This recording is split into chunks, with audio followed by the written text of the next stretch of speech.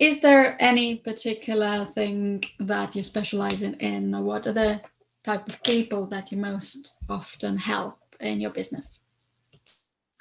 I tend to help people who are feeling stuck and lost in their work life. That has been an area that has grown for me more and more over the years. And so I'm often helping people who, yeah, are feeling stuck, dissatisfied.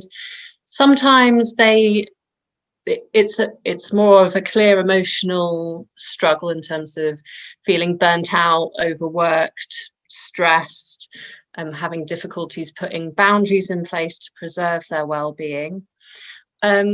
Or quite a few people that I work with also have a kind of inner niggle about maybe changing direction as well. So exploring a career transition, a career change, or starting a new project, but that space that a lot of people find themselves in when they just know that what they're doing currently isn't really what they thought it might be, or isn't as rewarding as they hoped it would be. And so they want to explore other options. And of course, at the beginning of that process, that's quite overwhelming. And it's very natural for a lot of fear to come up at that stage.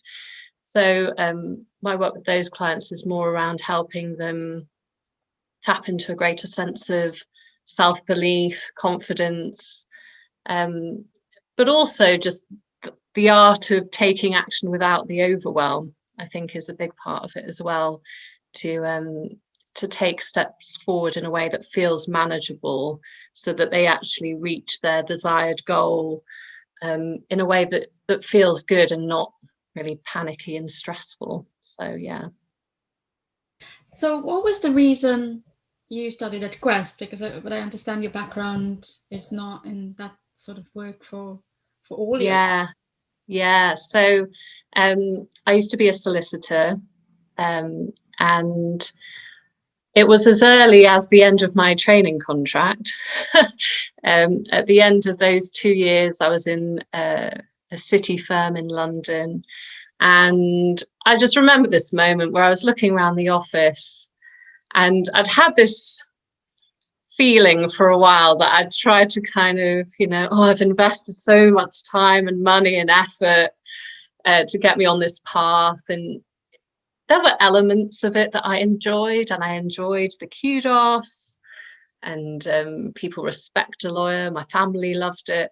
But there was this moment when I thought, you know what, I just don't see myself doing this long term. So it was at that stage I started thinking about, okay, what might be a good alternative?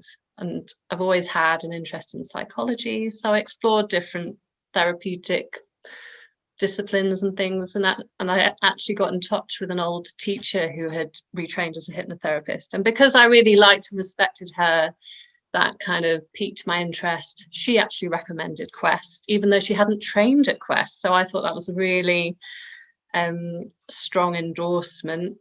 And I then moved to Manchester, got a job, a legal job, but it was in-house, and it was a much more interesting job, and it was better still, but I still knew deep down it wasn't for me. So I had a session with a cognitive hypnotherapist, Sian Quip, in Manchester. Really enjoyed that. That got me even more enthused and excited. And then I got on the diploma and loved it. Did that alongside my legal job. Yeah, and I absolutely loved it. And here I am. No longer practicing as a solicitor. So that was a gradual change. I went part-time, and then once I had my son, I left my legal career to do therapy and coaching full-time. Fab. So let's say if there is somebody who's watching at the moment, maybe they feel stuck in their job, or not quite, not quite happy with themselves. If there would be something that you could share with them right now that perhaps would help them, what would you share? Oh, there's so much I would share, but I would share first of all, words of encouragement, that there are a lot of people who resign themselves to work they don't enjoy, to work they don't love. And I think this is what really struck me when I was a trainee lawyer, and I was surrounded by all these people who were successful. But when I and a couple of colleagues sort of spoke up about saying that we wanted to explore different careers, all these high-flying partners were saying things like, God, I'm so jealous. You're so brave. You're so... And actually, you know, just to give yourself permission to explore what's there and what's available. Because I think a lot of people don't even try and take that first step of even just exploring. There can be quite a strong mentality, as I did for a while, like you've committed it now, you paid for university, whatever you invested in to get on your path so far. But what is the cost of not exploring that option, or what are the possibilities that could lie ahead for you if you were just willing to take that first step? And that's the other bit of advice I would give, is if you're thinking that you want to explore something different, a lot of people jump ahead. It's interesting when I have first conversations with clients, they suddenly go into panic mode as if I'm immediately suggesting that they should quit their job tomorrow. And that is not what I am recommending at all.